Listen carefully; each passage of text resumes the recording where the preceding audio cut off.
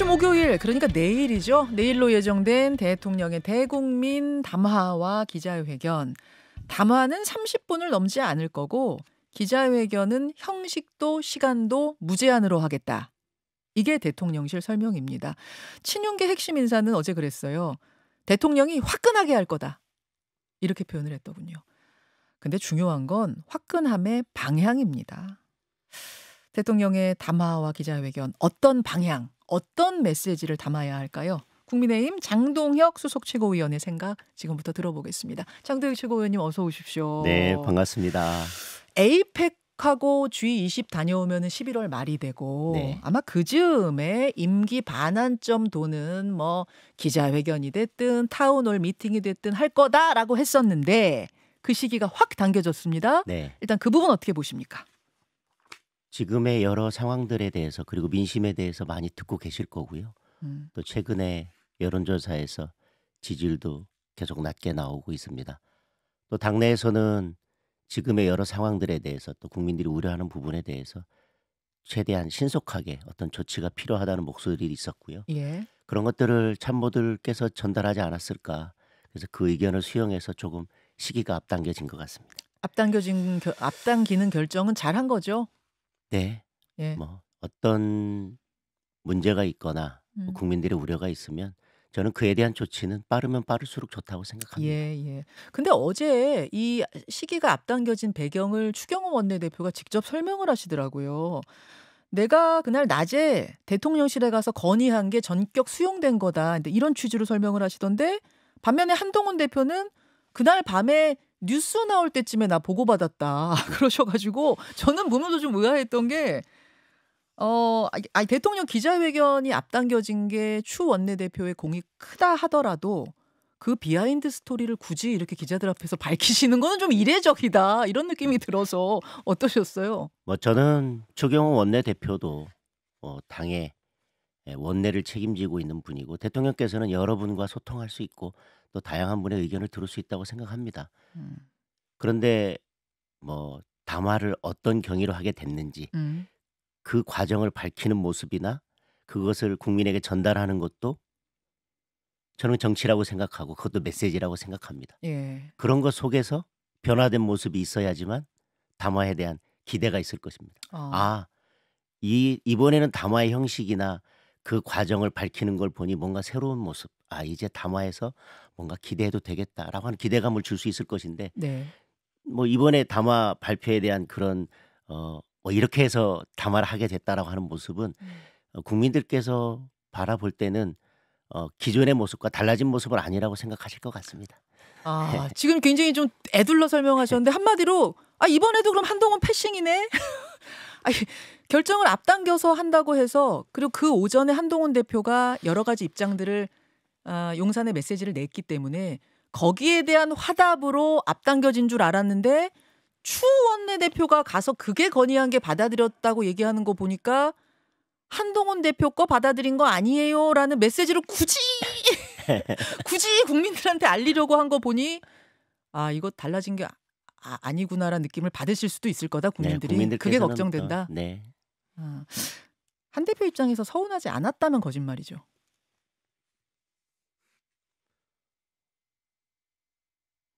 기분 좋은 상황은 아닐 것 같습니다. 저라면 기분 나빴을 것 같아서 제가 여쭸어요. 그죠? 기분 좋은 상황이었다고 하면 거짓말이죠. 뭐라고는 안 하세요, 한 대표? 따로 말씀은 없으셨어요? 예. 네. 생각보다 쿨하세요? 어쨌든 7일로 당겨진 건 잘한 결정입니다만 더 중요한 건 내용일 텐데요. 그렇습니다. 어떤 메시지가 꼭 담겨야 한다고 생각하십니까? 말씀하신 것처럼 담화를 하냐 안 하냐, 언제 하느냐, 방식이 뭐냐보다 더 중요한 거는 결국은 무엇이 담길 거냐입니다. 그렇죠. 그럼요. 변화 쇄신에 대한 내용이 담긴다면 그게 담화든 브리핑이든 뭐 대변이냐든 저는 그건 중요하지 않다고 생각하는데요. 내용인데 결국 민심의 답이 있지 않나 싶습니다. 지금 담화를 하는 것은 결국 민심이 국민이 우려하는 부분에 대한 답을 내기 위한 것인데 무엇을 우려하고 또 무엇을 걱정하는지는 충분히 들으셨을 겁니다. 저는 뭐 그 통로는 채널은 여러 가지가 있다고 생각하는데 그저께 최고위에서 한동훈 대표가 제안했던 것도 저는 민심이라고 생각하고 음. 저는 언론도 민심이라고 생각합니다. 가장 대표적인 민심은 언론입니다. 언론에서 여러 우려들과 여러 걱정들과 여러 변화의 방향에 대해서 이야기하고 있습니다. 그것을 따라가는 것, 그것이 담겨야 된다고 생각하고 저는 한동훈 대표가 제안한 것이 저는 충분하지는 않다고 생각합니다. 충분하진 않지만 예. 저는 그것이 필요한 충분 조건은 아니더라도 필요 조건이다. 그 정도는 저는 담화에 담겨야 된다고 생각합니다. 민심을 담아라. 그리고 한동훈 대표가 말한 최소한의 필요 조건. 그것은 담으셔야 하지 않겠냐? 네. 그 네. 말씀. 하나하나 좀 짚어보죠, 그럼. 일단 대국민 사과는 담길까요? 어떤 내용이 담길지는 모르겠지만 어떤 형식이든 지금의 우려 그리고 최근에 불거진 여러 문제들에 대한 입장 표명은 확실히 있으셔야 될 것 같습니다. 사실은 사과에도 수위가 있잖아요. 지난번처럼 박절하지 못해서 그랬다. 요런 수위가 있고 유감이다. 뭐 요 정도 수위가 있고 국민들께 죄송합니다가 있고 진심으로 뭐 사죄합니다가 있고 이렇게 정도가 다 다르거든요. 어느 정도가 돼야 된다고 개인적으로 보십니까?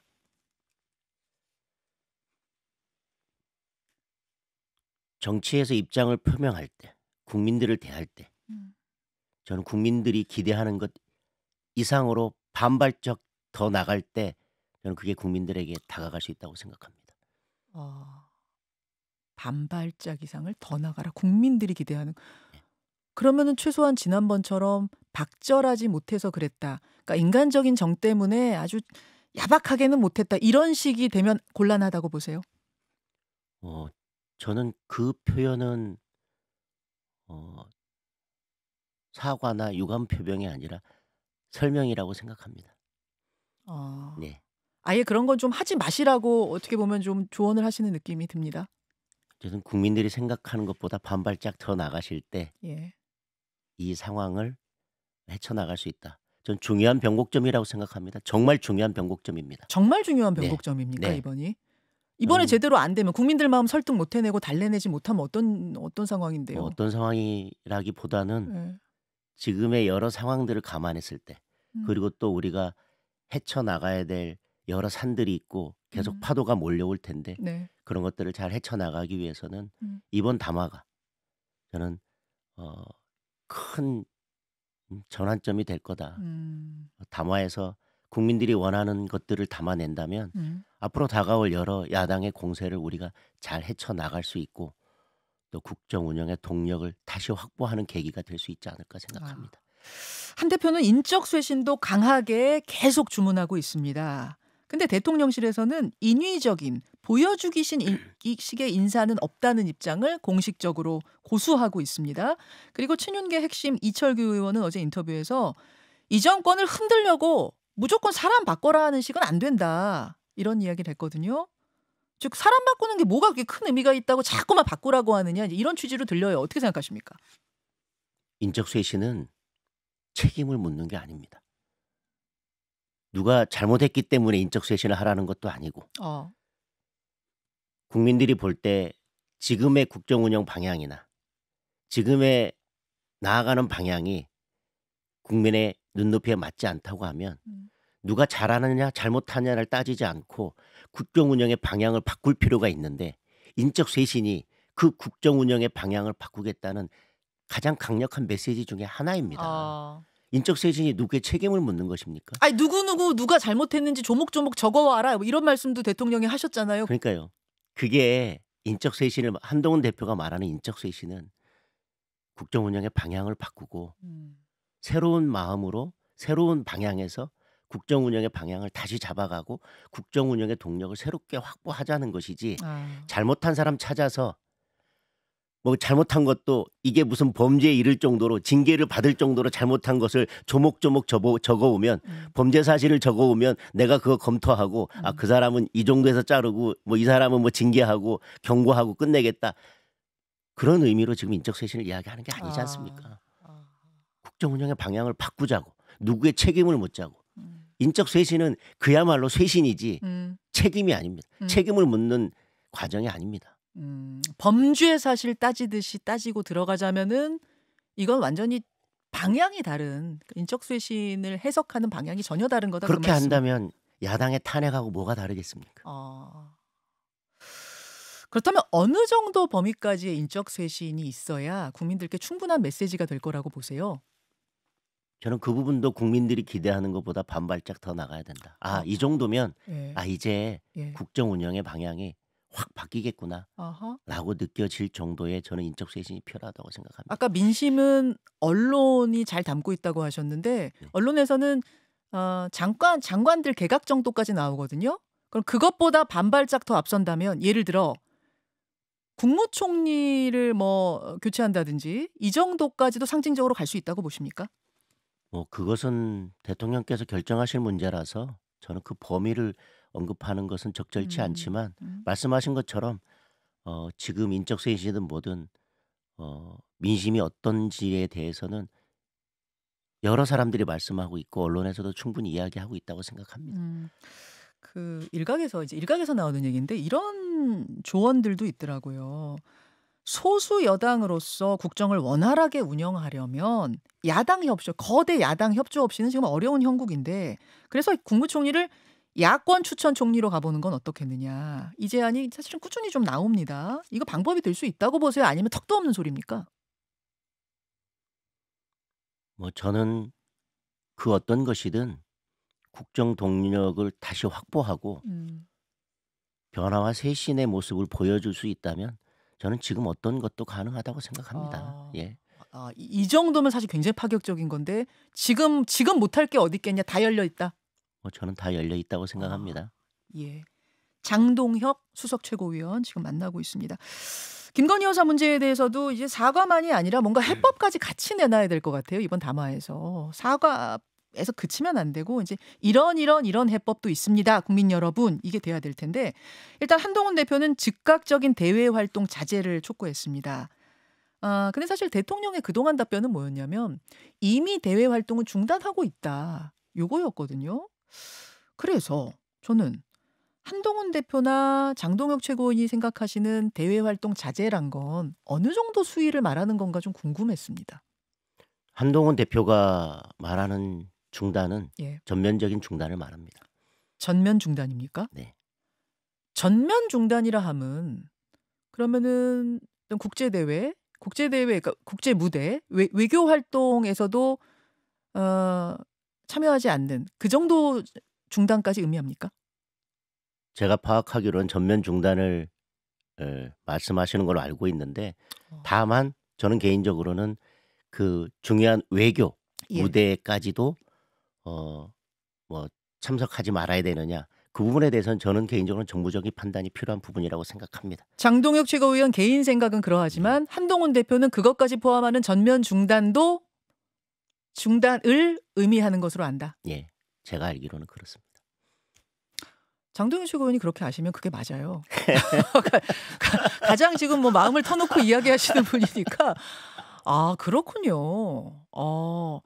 외교 무대에 김건희 여사가 등장하는 것도 자제해라. 그것도 중단해라라는 게 한동훈 대표의 메시지. 그 정도로 강력한, 그 정도로 파격적인 활동 중단을 요구하는 거군요. 왜 한동훈 대표 왜 그 정도까지 요구하는 겁니까? 그것이 지금의 민심을 담아낸 거라고 생각하시는 것 같습니다. 그 정도는 돼요. 아까 민심보다 반발짝씩 더 나가야 한다. 그러면 활동 자제라 하면 뭐 봉사활동 자제라든지 뭐 민심 탐방 자제 이런 건 너무 당연한 거고 그거보다 한 발 더 나가면 결국은 외교활동 자제까지 가야 되지 않겠냐. 이게 이제 한동훈 대표 생각이라는 건데 그러면 지금 당장 이제 순방을 가는 것이 이제 해외 활동 가는 것이 에이펙이 있고 G20이 있고 페루하고 리우 방문이 있는데 사실 여기는 국빈 방문도 아니고 다자간 외교여서 네. 정상들이 혼자 오는 경우가 꽤 있어요. 네네.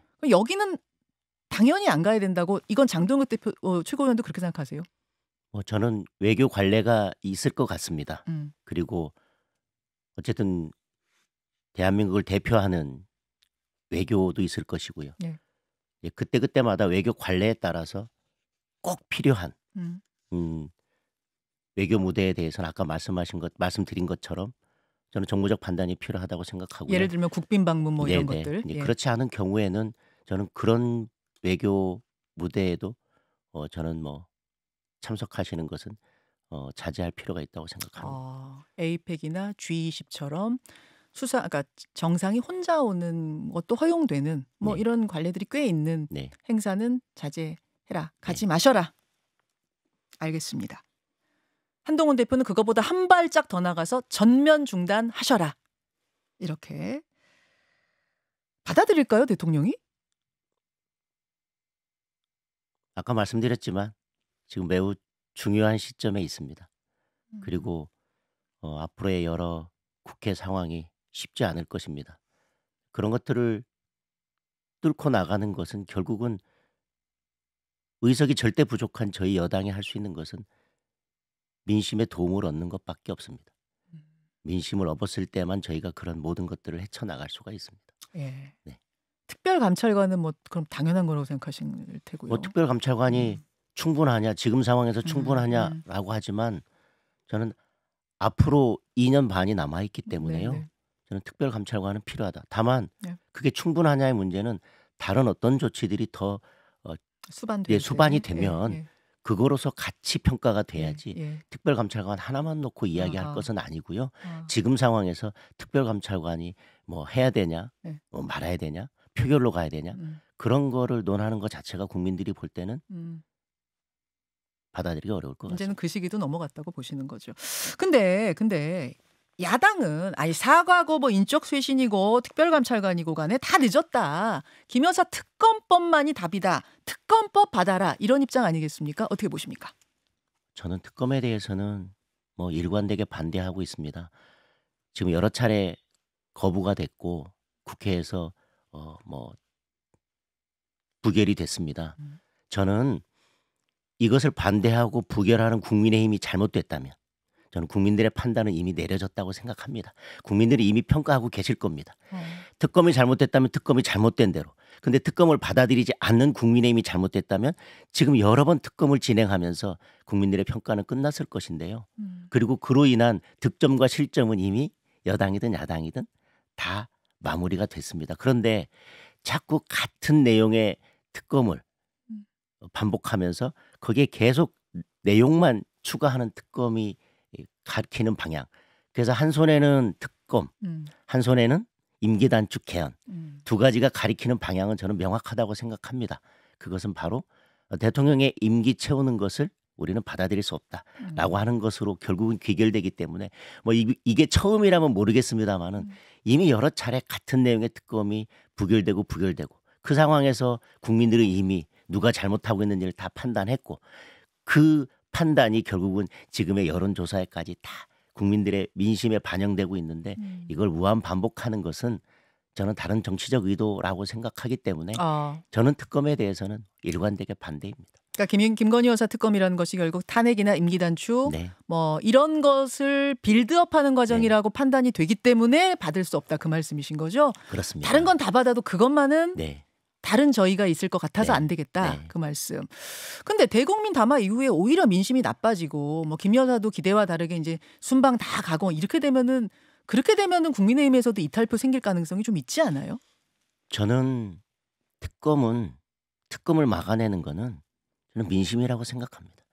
의원 한 명 한 명이 표결에 참여하지만 결국은 그 의원 108명은 민심을 대변할 수밖에 없습니다.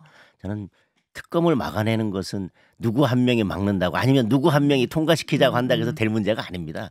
누구 하나 깃발 든다고 뭐 이게 통과되고 뭐 막아지고 그 문제가 아니라 결국은 그 108표가 모아지는 것은 민심이 모아지는 겁니다. 그 특검에 대한 부분은 확실하시네요. 예, 민심이 모아지는 건데 저는 그렇기 때문에 이번 대국민 담화에서 국민들이 생각하시고 기대하시는 것보다 반발짝 더 나아가야 지금 야당에서 공격하는 야당의 여러 공세들을 특검을 포함해서 그런 것들 우리가 막아내고 그리고 정권을 지켜낼 수 있다.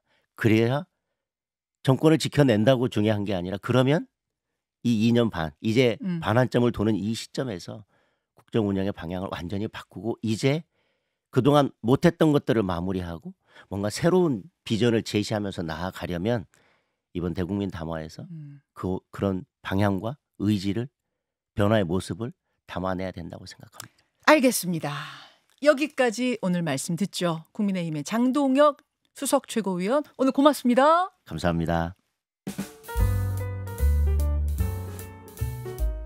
김현정의 뉴스쇼는 시청자 여러분의 참여를 기다립니다. 구독과 좋아요, 댓글 잊지 않으셨죠? 알림 설정을 해두시면 평일 아침 7시 10분 실시간 라이브도 참여하실 수 있습니다.